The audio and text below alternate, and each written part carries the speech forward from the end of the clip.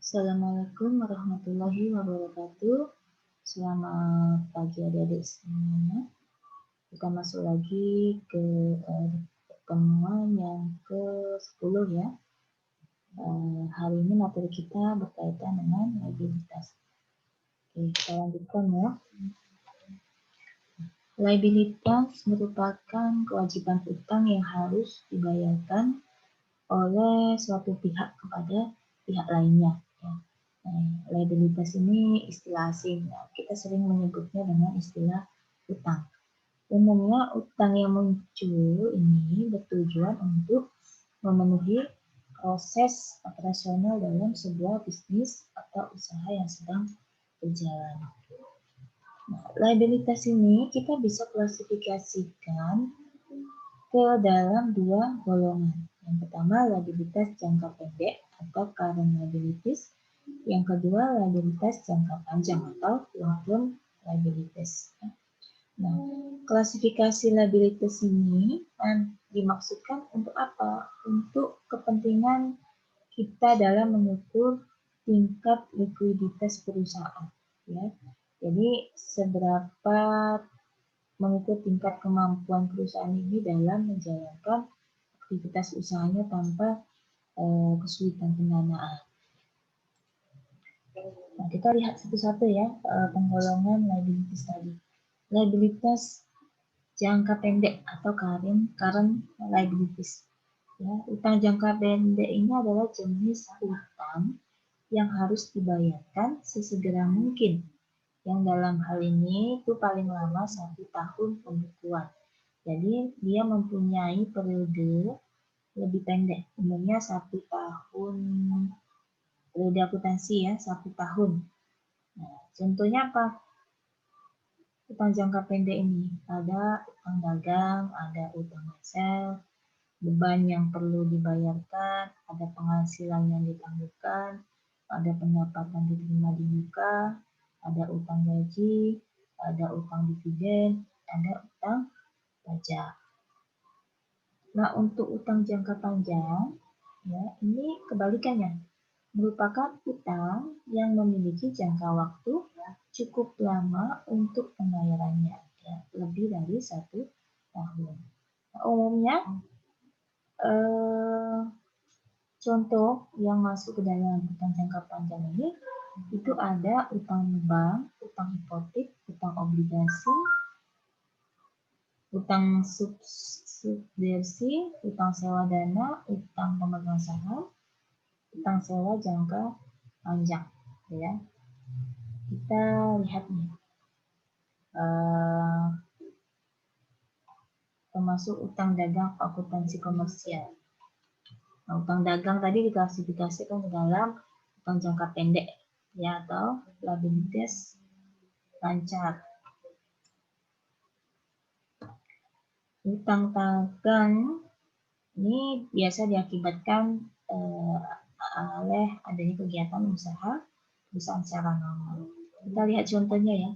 Tanggal 1 Desember 2019, PT Abadi membeli barang dagangan sebesar 40 juta rupiah secara kredit. Sesuai perjanjian kedua belah pihak, utang tersebut jangka waktunya 90 hari dengan bunga 12% per tahun. Nah, buatlah ayat jurnal yang diperlukan.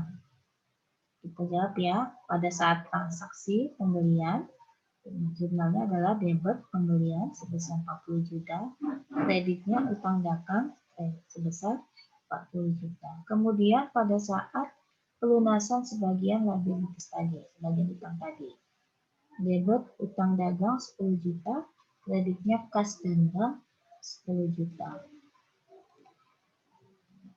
Contoh lain misalnya, tanggal 1 Desember 2019, PT Lestari membeli barang dagangan sebesar 40 juta rupiah secara kredit. Sesuai perjanjian kedua belah pihak, utang tersebut berjangka waktu 90 hari dengan bunga 30% per tahun. buatlah ayat jurnal yang perlu disusun ya. Jadi pada saat transaksi pembelian itu debit pembelian 40 juta, kreditnya utang dagang 40 juta. Pada akhir tahun 30 tutup buku 31 Desember kita buat penyesuaian bunganya tadi. Bunga sebesar debit 1 juta, bunga terutang 1 juta rupiah.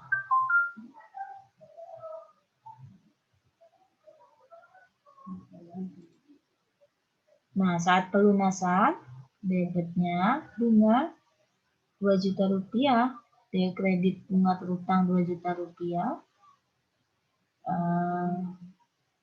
utang dagang debit 40 juta, bunga terutang debit 3 juta, kreditnya kas dan bank 43 juta rupiah.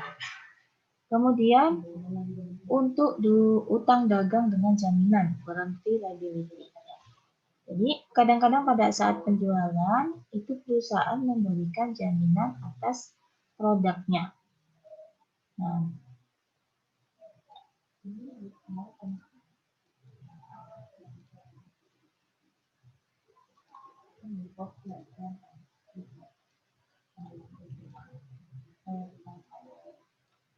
jadi di lain pihak apabila penghasilan dan biaya dipertemukan maka utang dicatat dalam periode penjualan dan selanjutnya nanti apabila terjadi perbaikan atau pengembalian utang tersebut akan dikurangi. Jadi ini akibat ada jaminan tadi ya. Nah, kita lihat contohnya. Selama bulan Juli 2019 perusahaan telah menjual produknya seharga 600 juta rupiah dengan garansi selama 36 bulan. Apabila kemungkinan adanya perbaikan, diasumsikan rata-rata per bulan 5% dari harga jual untuk perbaikan. Ya, buatlah ayat jurnal yang diperlukan. Pada saat mencatat timbulnya utang jaminan, jurnalnya kita buat biaya debit biaya utang jaminan, kreditnya utang jaminan yang masih harus dibayar sebesar 43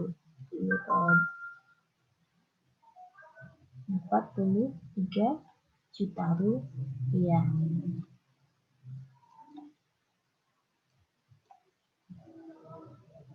Ya.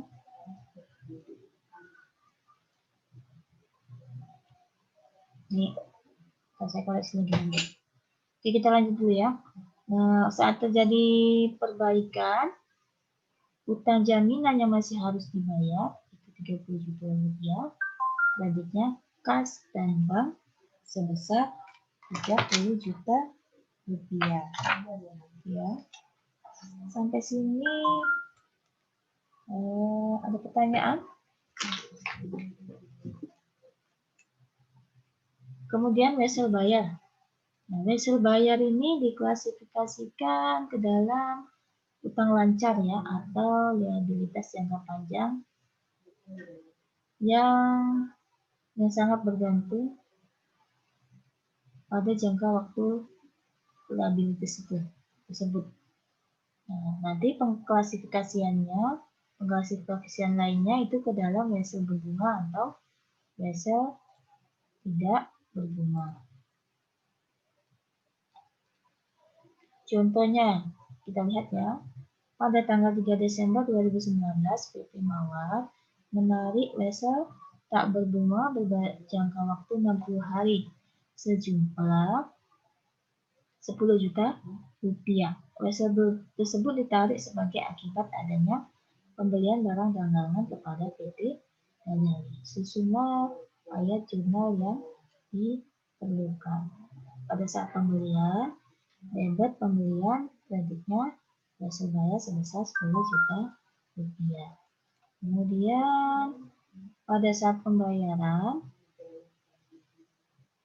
pada tanggal jatuh tempo, debit wesel bayar 10 juta, kreditnya kas 10 juta. Bila tanggal 6 Desember 2019 juga sebuah wesel berbunga 30% dengan jangka waktu 90 hari sebesar 15 juta ditarik untuk PTD5 untuk menggantikan utang yang telah jatuh tempo, maka kita bisa buat ayat jurnalnya, yaitu saat penggantian uang, utang dagang, wesel bayar 15 juta rupiah. Pada saat pembayaran terlunasan, wesel bayarnya 15 juta rupiah, bunga 1.125.000, pasnya 16.125.000 rupiah. Kemudian selanjutnya utang dividen.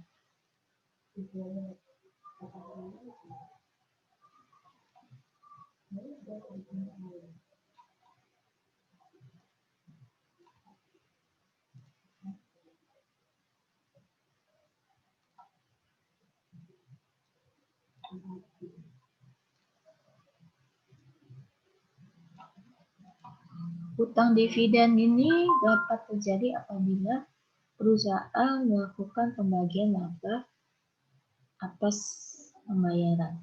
Ya. Nah, dividen tersebut nanti mengandung konsekuensi bagi pihak pemberi hasil untuk memotong pajak penghasilan pasal 23. Setelah perusahaan tadi menetapkan besaran dividen yang akan dibayarkan kepada pemegang saham, perusahaan akan mengumumkan pembayaran dividen tadi, ya, yang menyebabkan terutangnya dividen. Kita lihat contohnya ya.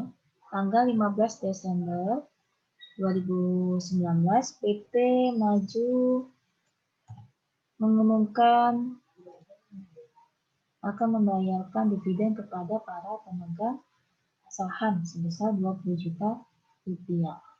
Buatlah ayat jurnal yang diperlukan. Ya, yang pertama, pada saat pengumuman, debit laba yang ditahan sebesar 23 juta rupiah, kredit utang dividen 20 juta rupiah, PPh pasal 23 berutang 3 juta rupiah.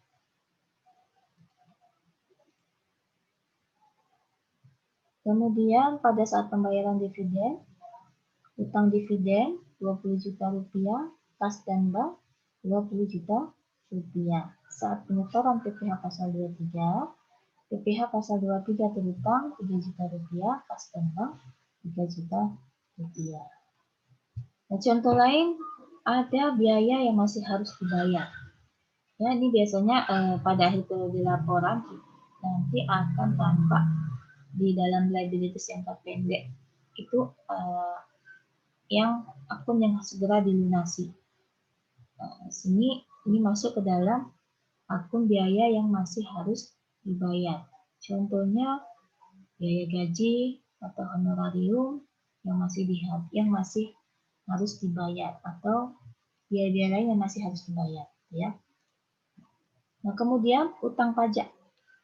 Utang pajak menunjukkan liabilitas perpajakan yang belum dilunasi pada posisi akhir periode laporan. Nah, sesuai dengan ketentuan peraturan perpajakan, pajak yang terutang yang harus dibayar sendiri atau terutang pajak sebagai akibat pemotongan atau pemungutan pajak harus disetorkan ke kas negara dalam batas waktu yang ditetapkan dalam undang-undang pajak dan atau aturan pelaksanaannya. Nah, kemudian ada utang lainnya. Utang lainnya umumnya ini untuk menampung utang yang tidak dapat dikelompokkan ke dalam utang jangka pendek atau ke dalam utang jangka panjang. Contohnya ada utang pajak tambahan, utang kepada direksi atau perusahaan afiliasi, dan lain-lain. Nah, kemudian ada utang dalam mata uang asing. Ya. Nah, utang ke dalam mata uang asing ini biasanya karena adanya transaksi yang dilakukan dengan berbeda nilai mata uang, ya. Nah, kemudian nanti kita sesuaikan nilai kursnya. Nah, biasanya utang dalam mata uang asing ini dibukukan ke dalam uang rupiah. Jadi kita sesuaikan dengan mata uang kita dengan menggunakan nilai kurs, ya. Nah, tentu ada selisih nantinya. Utang bunga pinjaman.